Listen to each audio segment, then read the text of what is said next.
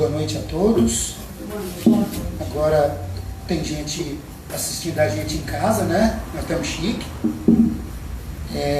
Tá tranquilo? Aí, filho? Então, aqueles que estão em casa também, sejam muito bem-vindos. Bem-vindos a todos aqueles que estão aqui junto com a gente, né? Nos agraciando com mais essa noite de troca de ideias. Boa noite a todos aqueles nossos irmãos desencarnados, né? Que ao contrário de alguns de nós, eu não estou aqui puxando a orelha de ninguém, né? Mas segundo relatos, né, em toda a literatura que a gente lê, que a gente vê, né, já despertaram ao aprendizado muito mais do que nós do plano encarnados. Eles já se viram na necessidade urgente de aprender, dado a urgência da transformação íntima de que vem chamado a atenção há muito tempo, dessa transformação ou dessa transição planetária tão falada há muito tempo, em que nós estamos sendo contemporâneos agora dessa mudança da Terra, e que nós estamos a olhos nus, né, vendo essa transformação a cada dia. A cada dia que nós vemos, que nós falamos e que nós observamos, em que essa Terra mudando drasticamente, tanto no clima, né, tanto em epidemias, tanto em tragédias, tanto em matérias de espiritualmente falando, transformações essas que nós às vezes nos assustamos, mas que é necessária para uma evolução do planeta, né? Transformações essas as quais o Divaldo já vem chamando também a atenção, que nós vamos nos assustar, né? Mas que já chama a atenção para que a gente se assuste menos, se é que podemos falar assim, né? Às vezes, mas que nós nos assustemos, mas não que nos surpreendemos, porque já somos avisados. A gente já sabe que essa transformação ela é inevitável. Possamos nós não aceitar, possamos nós lutarmos contra isso, dizermos assim, não vou aceitar. Não depende de nós, né? Não depende do meu querer. E quando a gente presta atenção nisso, quando a gente vê isso, nós vemos o quanto isso é necessário. E aí a grande questão é, se não está no meu alcance mudar, né? Por que não aceitar? E muitas das vezes nós lutamos contra isso. Muitas vezes nós nos debatemos, muitas das vezes nós questionamos, muitas das vezes nós lamentamos e até maldizemos. Às vezes, até instintivamente, às vezes até sem ver, mas quando nos pegamos, nós estamos lamentando, nós estamos questionando, nós estamos até maldizendo. Mas não, Carlos, se eu não falo isso, mas e no meu dia a dia? E nas minhas atitudes, nas minhas ações, como é que eu estou quanto a isso? Eu estou às vezes conformado, eu estou às vezes, como eu digo, eu estou às vezes entendendo, porque a conformidade, a ideia, ela passa por esse entendimento. Então a pergunta que eu quero fazer para nós, que nós façamos para nós hoje, agora, todos nós aqui, façamos uma pergunta, mas de verdade mesmo, olhe para dentro de você, agora, e se faça essa pergunta: eu estou satisfeito com a vida que eu tenho? Alguém quer falar, se manifestar, responder? Não se acanhe. Nós estamos satisfeitos? com realmente tudo que eu tenho? Já vi uma cabecinha ali falando que não. Alguém mais? Pode ser sincero. Não, eu tô satisfeito. Assim, ou não, eu não estou satisfeito. Porque na maioria das vezes, eu já vou antecipar, já que vocês não quiseram, né? Porque fica com medo, eu vou responder depois dando comigo, né? Ou então eu vou, não, gente, não é assim não, porque nós, e não estamos aqui também, obviamente, vou repetir. Estou aqui, não é para ensinar nada não, é para aprender, tá? Então quando a gente interage, e a gente, é bom porque, olha, tem uma opinião diferente da minha, tem uma opinião, né?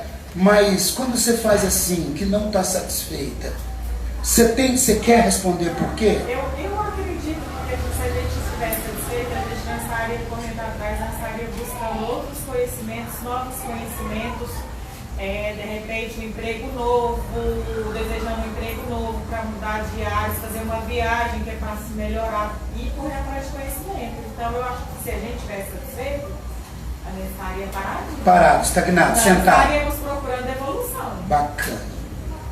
Eu queria falar também parecido com o da Rosa. A gente pode até estar satisfeito com a vida que a gente leva, mas a gente está sempre insatisfeito em busca de novas mudanças ou coisas melhores para a nossa vida. Tem que saber ponderar, assim, às vezes, para ver se a gente está 100%. Se isso aí é sempre uma mudança em busca de melhora, ou se a gente está buscando uma mudança porque a gente realmente não está satisfeito com a nossa vida, entendeu? A gente tem que também tentar diferenciar isso. Bacana, ótimo. Mas o que nós temos que, às vezes, pesar e colocar é esse questionamento. Essa busca de melhoramento, isso está lá no Evangelho. Está lá no Evangelho, se eu não me engano, capítulo 3, se eu não me engano, do Evangelho. Eu acho que sim. Sobre essa evolução e essa busca incessante do ter.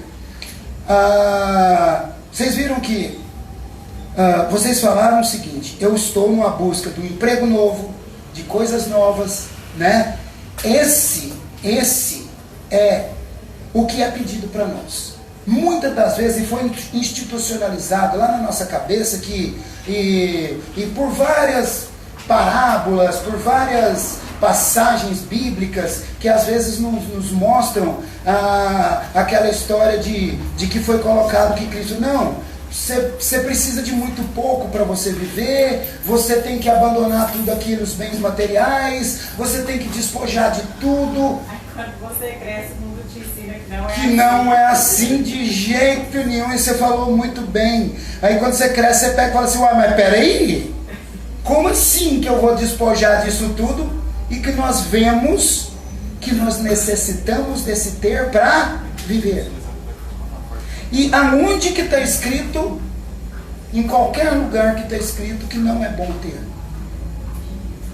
Aonde? Não tem. Aí, Carlos, você estava perguntando. Eu falo, mas no Evangelho tem a resposta para todas as nossas. Todas, é uma cartilha, né? Por exemplo, eu até lembro da pregação do Oswald Zaru. Você falou, está lá no capítulo, no Evangelho de Mateus, capítulo 6, versículo 33. Olha aí. Ele falou, é a forma perfeita que Jesus deixou para resolver os problemas do chefe de Estado e da humanidade. Buscai primeiramente o reino de Deus e a sua justiça, e tudo mais virá por acréscimo de misericórdia. Olha que bacana. Então, quer dizer, se nós buscar primeiro os conhecimentos das leis universal, as leis de Deus, as leis universal de Deus. Isso. Então nós se torna pessoa equilibrada em tudo. Então, quer dizer, a lei de Deus nos leva a se tornar equilibrada em tudo. Na doença, na saúde, na riqueza, na pobreza. Mas aí, Santa Maria, olha que bacana isso, gente.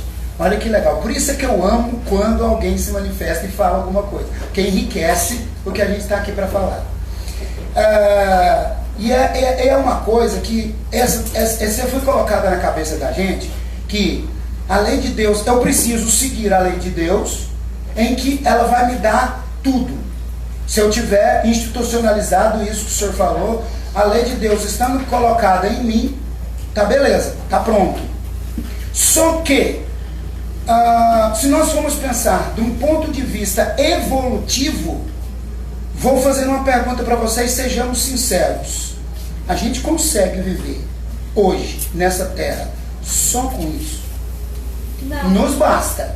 Mas eu consigo viver sem os bens materiais, eu consigo viver sem... Vamos ser hipócrita, não. Vamos ser aberto aqui pra caramba e você depois vai assim, eu vou bater no Carlos. Pode.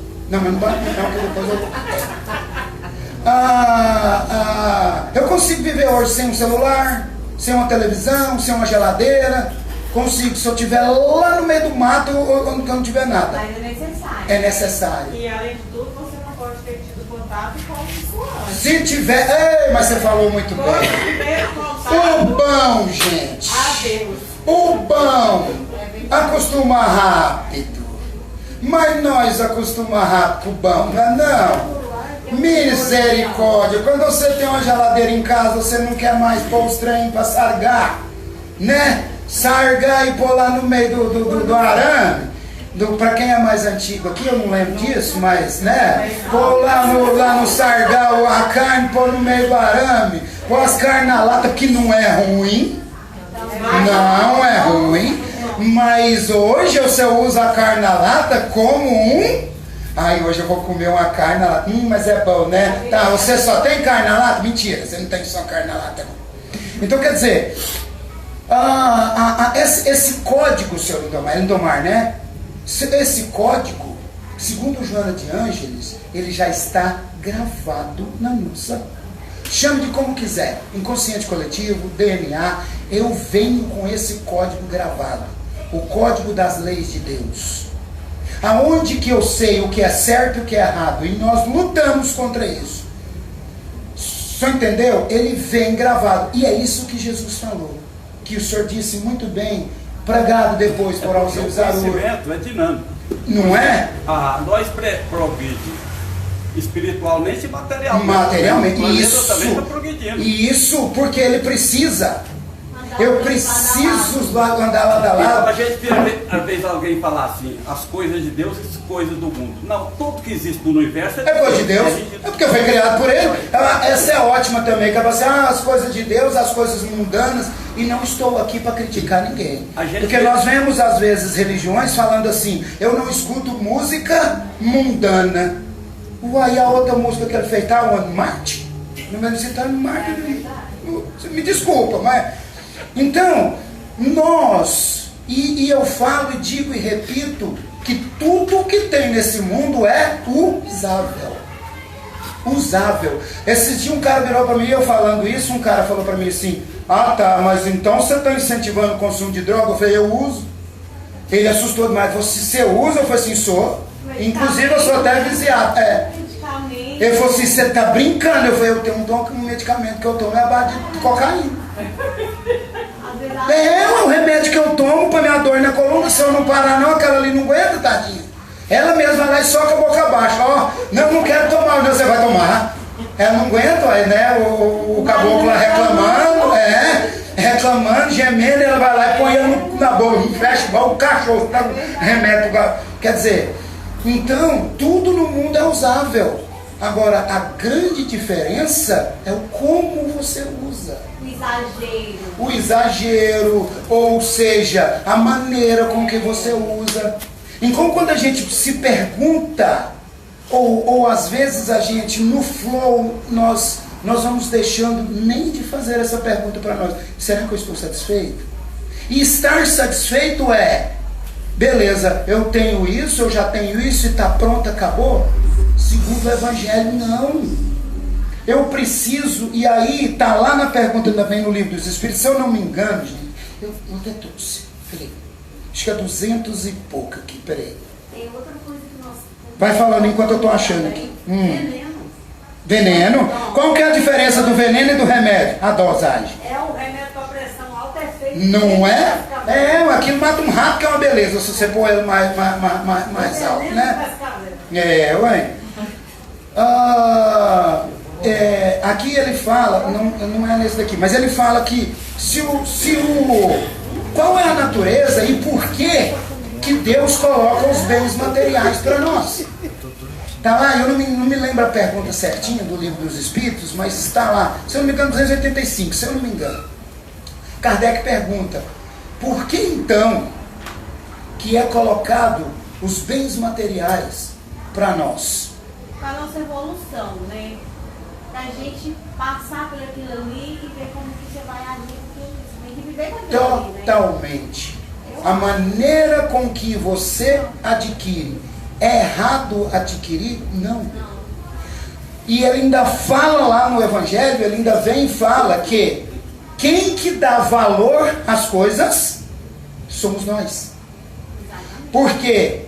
Porque que lá, se o cara lá na idade, quando começou, lá na idade média, começou a instituir o valor do ouro, quando os reis acharam aquela pedra bonita e colocaram o valor nela, cunharam as moedas de ouro. Se ele tivesse achado a brita e trocado a brita, você não tinha nenhum asfalto de brita, nós tínhamos asfalto de ouro, porque não valia nada. Então quem dá o valor do ouro? Somos nós. Tanto é que Cristo disse lá, São Lindomar, não adianta dar pérolas aos porcos. Você pega um colar de pérola, das mais legítimas, e joga dentro do chiqueiro. Ele vai se afurdar, vai jogar nela, vai misturar com o barro, porque para ele não tem valor nenhum. Então quem coloca... E a gente tem que viver, para a gente experimentar aquela experiência, né? Aquilo ali. Com certeza. Mas, muitas das vezes eu penso que é eu deixar de ter para mim ser. Não. Nós precisamos aliar o ter e o ser. Esse é o grande equilíbrio que é chamado a nossa atenção. Esse é o grande equilíbrio a qual nós estamos aqui. E o que você vai fazer também, né? Porque assim, você é um milionário, então você abre uma empresa e dá muito serviço para muita gente. Então você está ajudando muita gente, alimentando muita família. E é engraçado que lá no Livro dos Espíritos está perguntando isso. Se essas provas ou a vida é dada como um sacrifício. E nós, principalmente os espíritas, nós falamos assim, se você não fizer isso na outra encarnação, você vem desse jeito. Não é preciso, às vezes, contar para nós que na outra encarnação nós vem para ter medo. Olha que interessante. E aí eu com medo na outra encarnação de vir desse jeito, eu faço muitas das vezes. E aí, mal sabendo eu que na outra encarnação vem do mesmo jeitinho, porque eu só vim por causa do medo. Né? Ou você está com ela, porque na outra encarnação eu vou te aguentar, Luciano. Porque senão na outra encarnação, já pronto, na outra vem pregar. Então não deu errado, porque não adianta, gente. Né? Agora, não, então eu preciso suportar tudo? De maneira alguma. Eu não preciso suportar sofrimento. E essa ideia do sofrimento, ela é uma das coisas mais errôneas que foi colocada na nossa cabeça. Ninguém, absolutamente ninguém, nasce para sofrer. Carlos, mas então Deus é injusto, porque lá na África tem gente passando fome? Dentro daquela fome, existem pessoas extremamente interessantes e satisfeitas e com aquilo que ela tem, com o pouco que ela tem. Quer exemplo? Quem aqui já viu aqueles menininhos dançando, que eu amo aqueles menininhos dançando na internet? Uns africaninhos que as roupinhas tá tudo rasgada, tudo danada, e aí ali eles dançam e aquela coreografia, o trem mais bonito do mundo. E o sorriso de orelha a orelha. E foi perguntado para eles assim, como que vocês, numa pobreza dessa, conseguem ânimo para sorrir e dançar? Sabe qual foi a resposta? Porque quando vocês vêm filmar a gente, vocês trazem comida. Oh, meu Deus. Dentro daquela limitação, eles descobriram uma maneira para, além de sorrir, fazer outras pessoas sorrir. Então a nossa condição não me faz pena, castigo. Por mais que eu entenda isso, e eu preciso, enquanto ser encarnado, entender isso. Mas se eu não fizer isso, na outra encarnação eu venho isso. Muitas das vezes eu não venho, não. Muitas das vezes eu venho uma coisa muito maior. Muito maior. E aí a gente pergunta, mas por que existem crianças que nascem sem os braços, sem as pernas? Deus castigou. Quantas vezes nós já escutamos isso? Castigo, eu já escutei isso, castigo para o pai e para a mãe. Tem religiões que explicam dessa maneira. Mas, Carlos, mas aí nós temos que fazer uma observação desse caso. Por exemplo, para Deus, todo mal vem para o nosso próprio bem. Por exemplo, mas a causa das pessoas nascerem nessa condição, quer dizer, toda causa tem a sua... O efeito tem uma causa. A sua justiça, a causa que justifica. Então esses são espíritos que cometeu dívida e eles veio para resgatar. Mas feliz dele que se ele passar a compreender, para ele passar pelas suas provações sem reclamar. E aí conheceu o Soeli aqui no Padre Tiago? Demais da conta. Pois é, o Soeli ele é ranceliano, é rancelista. Surdo, ele ficou surdo, ficou cego. Então, alguém que fosse visitar ele, achava que ia ver uma pessoa mal-humorada, que ia reclamar da sua situação, falar mal da sociedade, e era o contrário. Era uma pessoa alegre, satisfeita, brincalhão. Eu vou perguntar para o senhor então, prova, castigo ou oportunidade? Não, é oportunidade para resgatar. E como é que eu ainda classifico isso como castigo? Como que eu ainda tenho a capacidade de questionar Deus e falar que Deus castiga? Então a verdade somos nós mesmos que castigamos a nós. Então eu vou ler aqui. Pergunta 258. No estado errante, antes da nova existência corpórea, o espírito tem consciência e previsão do que lhe vai acontecer na vida? Resposta. Ele mesmo escolhe o gênero das provas que deseja sofrer. Nisso consiste o livre-arbítrio. Eu já ia falar isso, eu tenho esse pensamento. Então, quando nós começarmos a questionar alguma coisa, paremos. Pensemos no que está me acontecendo enquanto prova.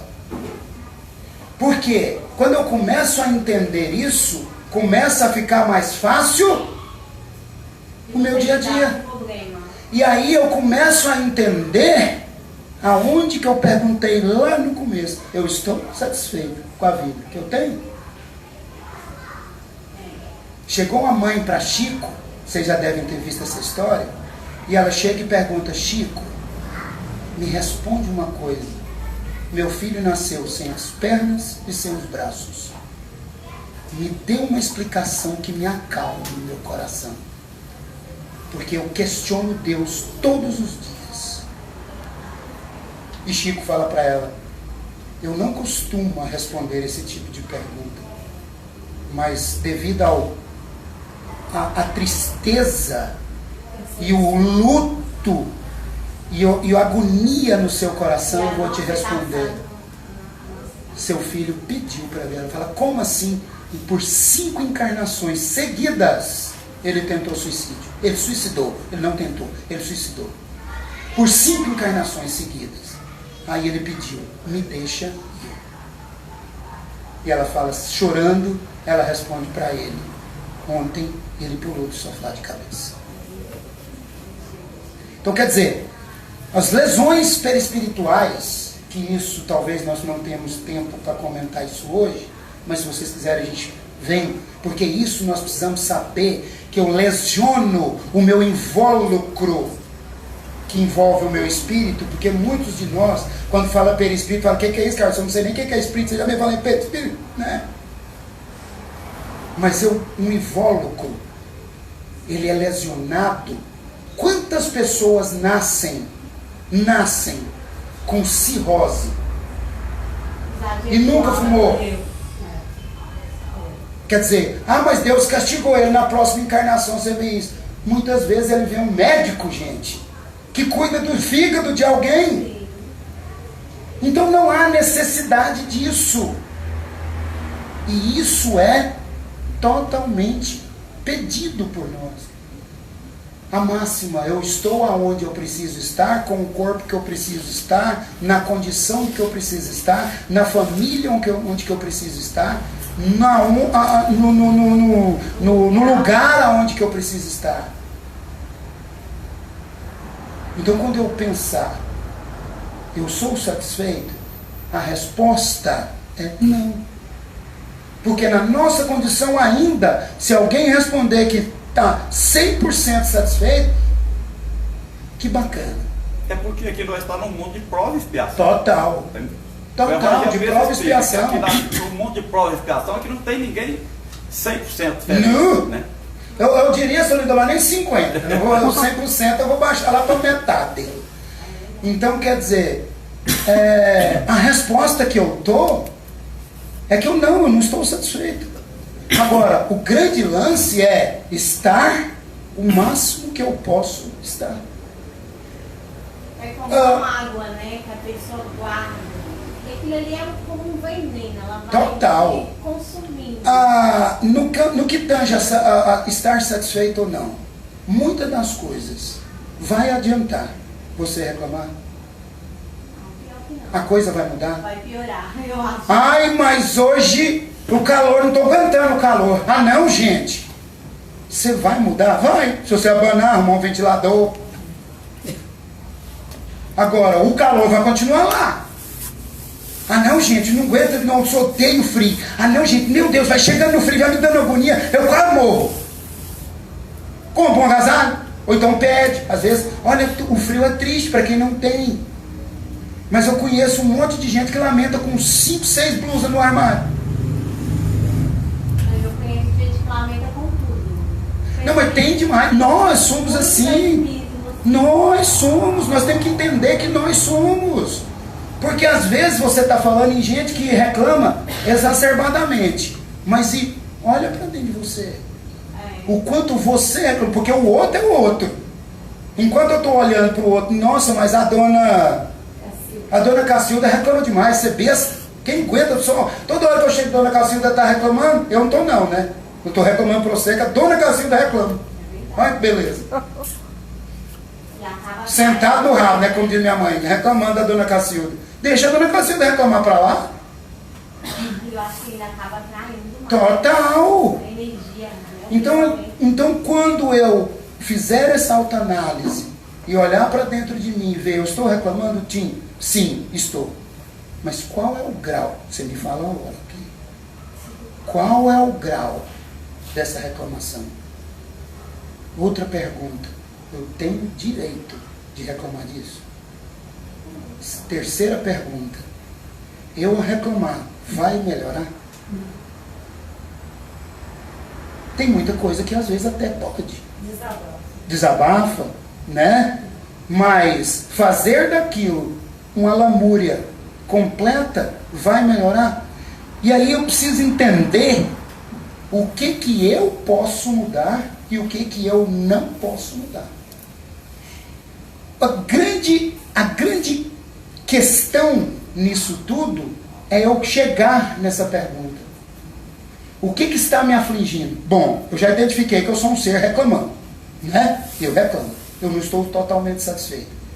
Essas coisas as quais eu não estou totalmente satisfeito, vai adiantar eu reclamar? O que eu posso fazer para mudar? Muitas das vezes eu posso fazer sim para mudar. Por exemplo, do calor. Se eu estiver reclamando do calor, eu caçar um lugar, um ventilador, né? Como diz o outro, vai lá para o caixa eletrônico do banco. Não, mas não vou tirar dinheiro não, porque eu não estou tirando dinheiro não, estou refrescando o calor aqui. Mexa-se para fazer para que fique melhor para você. Porque se você sentar e reclamar, vai mudar algumas coisas? Não vai. Então, Tem coisa que não está no nosso alcance, né? Por mais que você possa tem um cara que ele tentar, fala não vai. que ele criou a teoria do 90-10. Que ele fala que tudo na vida, 10% é que você pode controlar. 90% das coisas na sua vida você não pode controlar. Desses 90%, 100% a reação é totalmente sua. Quando aquilo acontecer com você. Tem coisas que você vai sair, você vai encontrar que você não vai mudar. Depende de você lamentar ou absorver aquilo. Obviamente, gente, tem coisas que eu não vou, que não tem jeito.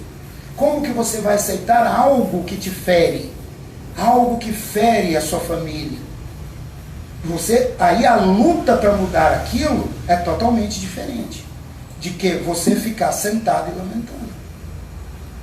Então essa evolução se dá também por isso.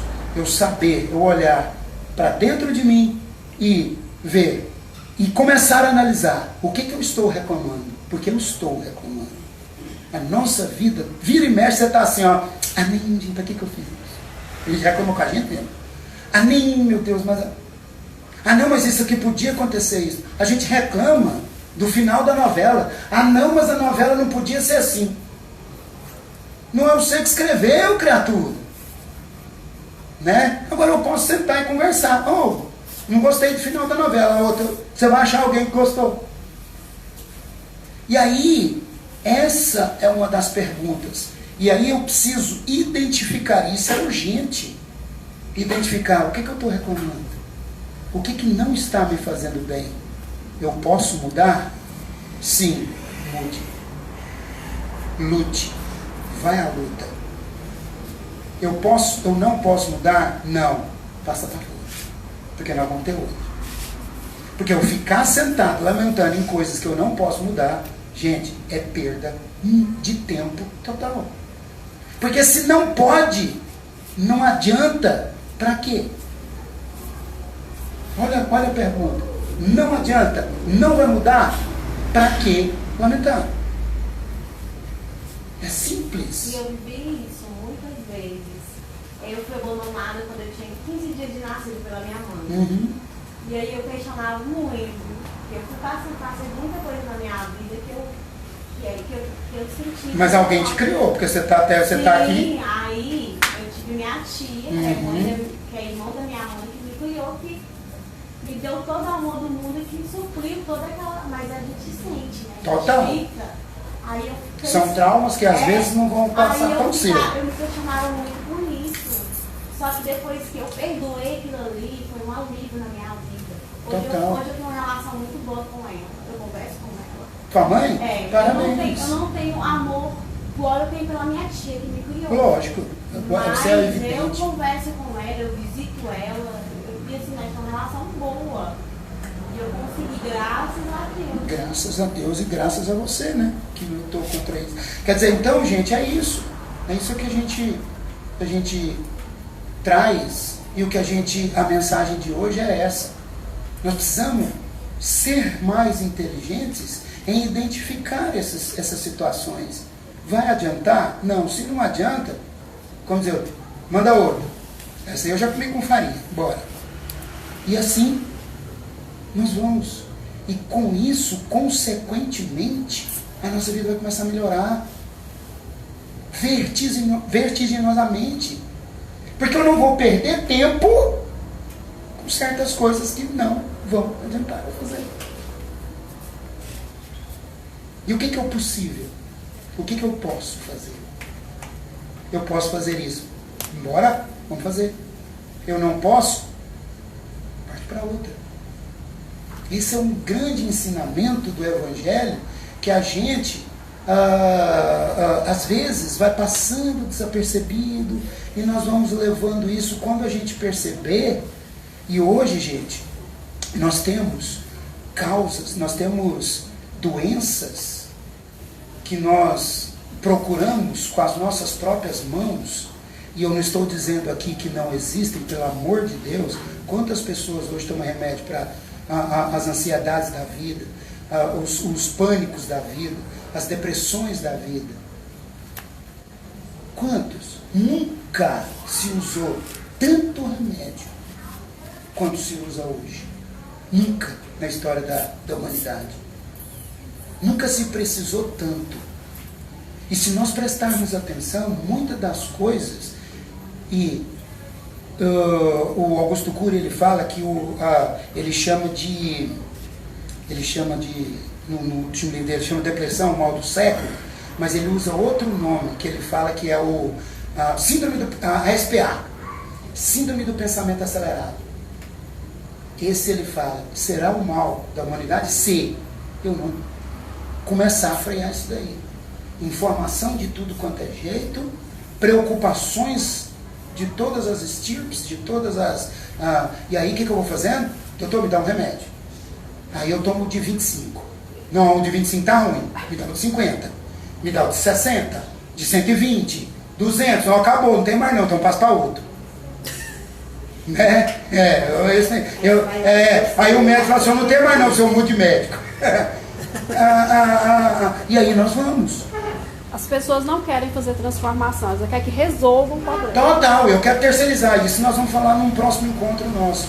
A terceirização, eu sou perito em terceirizar. Minha culpa não é minha, é do outro. Eu quero que o outro se vira. Eu chego aqui no centro, eu quero que os passistas resolvam o meu problema. E eu saio de fora com o mesmo problema, eu vou assim, olha o centrinho ruim aquilo, né? Vou lá, não adianta nada. Mas eu chego em casa, eu chuto o cachorro, bato na mulher, derrubo o papagaio do... Não mudo, não. E aí não, aquele centro lá não resolve nada, não. Vou passar para a igreja evangélica. Chega lá, aquele povo não resolve para nada, não. Vou passar para outro. E eu vou mudando. Ninguém resolve o meu problema. Médico não resolve, nada não resolve o meu problema. Mas pergunta se eu quero mudar. Pergunta se eu quero fazer alguma coisa para melhorar. Nós, os espíritos, então nós temos o espírito obsessor. Tem um obsessor doido para pegar em mim, o obsessor está doido para sair perto de mim. Tem um obsessor que eu estou rezando, ó Deus, tira esse obsessor de mim, o obsessor está lá, Deus, tira mesmo, que eu estou doido para largar desse inferno e não me larga. Véio. Tudo culpa do obsessor. Toda hora que o obsessor sai, eu puxo ele. Não sai não, gente. Não tem guia, não tem nada que vai tirar não.